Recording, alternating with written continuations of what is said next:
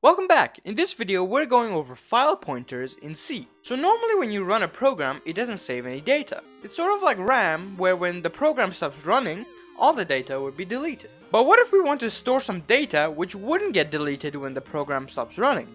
Well, we can actually use file pointers to do so. So basically file pointers enable the ability to read and write persistent data into files. By persistent I mean that the data would not disappear when the program stops running. In order to read and write the files, we're going to use the file command, which you can access after importing the standard IO library. And the standard IO library has a lot of functions for input and output commands. Here's a few of the most common ones. We have fopen and close, fgetC, fputC, fread, and fwrite. So let me explain what each of these do, starting with fopen. So fopen is pretty simple. All it does is basically opens a file and returns a file pointer to it.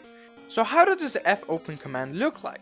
Well, it's pretty simple. So you have to write file star, which is the pointer to the file, and then write the name of your pointer.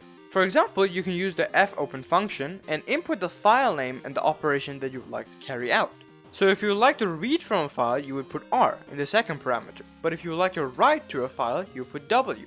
And there's also another one, which is append to a file, you use A. Alright, moving on to fclose, which is also pretty simple.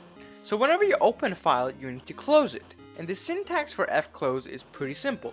All you have to write is fclose, then the file pointer that you created as a parameter to this function. Now moving on to the next function, which is fgetC, which basically stands for file get character. This function reads and returns the next character from the file which is being pointed to. And this only works when the operation is read, otherwise it will raise an error.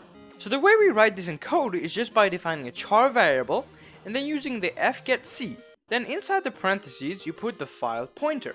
Alright, so the next function I want to talk about is fputC.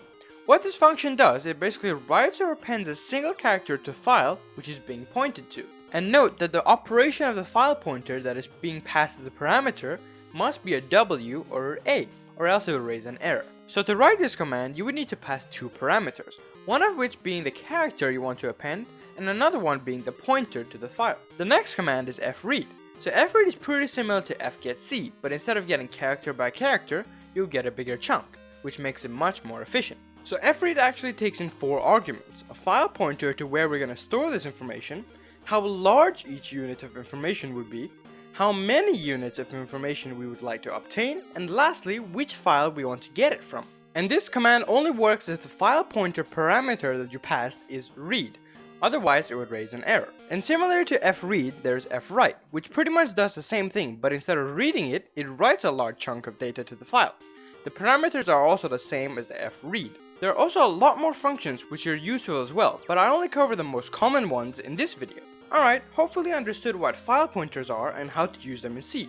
Thank you for watching this video. If you enjoyed, please subscribe, like, and hit the bell icon to get notified every time I upload. Thank you for watching, and bye bye!